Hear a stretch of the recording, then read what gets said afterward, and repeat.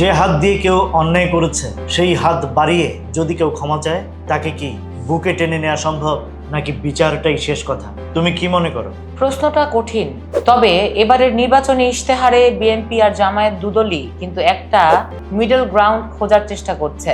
এটার নাম দিয়েছে তারা ট্রুথ অ্যান্ড হিলিং কমিশন।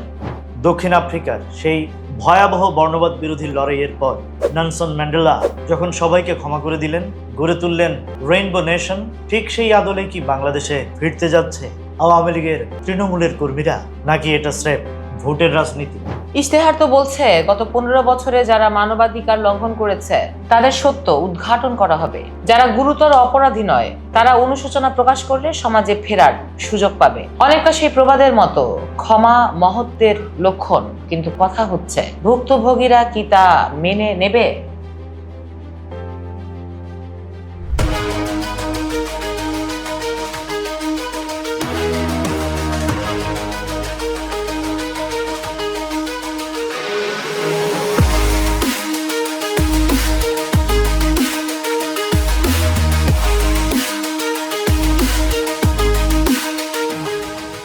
অন্তর্বর্তী সরকারও তো এটা করতে চেয়েছিল। আইন উপদেষ্টা আসিফ নজরুল তো বলেছিলেন যে অনন্তকাল হানাহানি করে জাতির মুক্তি আসবে না, অথচ তখন বিএনপি এটার বিরোধিতা করেছিল। আজ কেন তারা নিজেরাই ইশতেহারে এটা ঢুকালো? রাজনীতিতে তো শেষ বলে কিছুই হয় না, আমরা আগেও জেনেছি। রাজনীতিতে পরিস্থিতির পরিবর্তন হয়। সম্ভবত তারা বুঝতে পারছে লক্ষ লক্ষ মানুষকে সামাজিক ও রাজনৈতিকভাবে একঘরে করে রাখলে একটা তীব্র বঞ্চনা তৈরি হবে, যা জাতীয় নিরাপত্তার জন্য হুমকি হতে পারে। রবীন্দ্রনাথের সেই লাইনটা মনে পড়ে যায়, অন্যায় যে করে আর অন্যায় যে সহে, তব ঘৃণা যেন তারে তৃণ সমদহে। এখানে হয়তো সে ঘৃণার আগুন নেভানোরই একটা রাজনৈতিক প্রচেষ্টা চলছে। আমাদের তো ১/১১-র সময়ও একটা ট্রুথ কমিশন হয়েছিল, মনে আছে? যদিও আদালত ওটাকে অবৈধ বলেছিল, তবে এবারেরটা ভিন্ন। শেখ হাসিনার শাসন আমলে ২০০০-এর বেশি বিচার বহির্ভূত হত্যা, ১৬০০ গুম, এই পাহাড় সম ক্ষতের উপশম কি কেবল একটা কমিশন দিয়ে সম্ভব?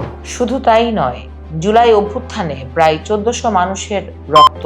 জামায়াত তাদের ইশতেহারে জাতিসংঘের কারিগরি সহায়তার কথা বলেছে, অর্থাৎ তারা আন্তর্জাতিক স্বীকৃতি চায় এই প্রক্রিয়ায়। কিন্তু একটা বড় কিন্তু আছে। কি সেটা? আওয়ামী লীগ কি আদৌ অনুশোচনা প্রকাশ করবে? তারা তো এখনো গণহত্যার জন্য ক্ষমা চায়নি। ঠিক, আবার বিএনপি বলছে ফ্যাসিবাদী সময়ে সব সত্য উদ্ঘাটন হবে, অর্থাৎ শুধু ক্ষমা নয়, আগে অপরাধ স্বীকার করতে হবে। যারা জঘন্য অপরাধ করেছে তাদের বিচার হবেই, এটা সব পক্ষই বলছে।